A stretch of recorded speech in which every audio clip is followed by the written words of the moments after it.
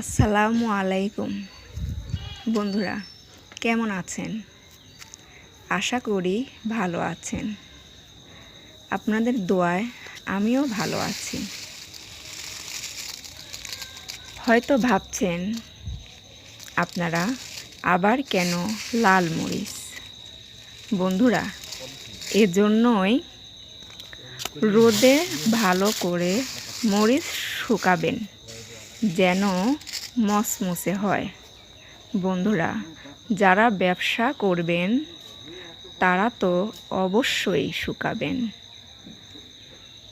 কেন শুকাবেন সেটাই এখন বলবো।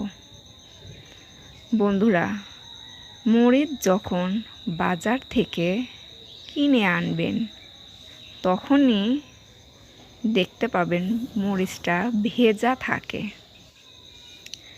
সেই মরিচ যদি গুঁড়া করেন 10-15 দিন পরে দেখা যায় দলা বা চাপ ধরে থাকে, তখন সেটা কেউ কিনতে চাইবে না।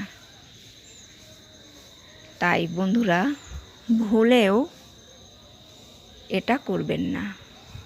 এভাবে গুঁড়া করা যাবে না। আবার এটা বস্তায় বা পলিথিনেও রাখবেন না। এতে আপনার ব্যবসা লস হওয়ার সম্ভাবনা বেশি থাকে। বন্ধুরা, লাইক বা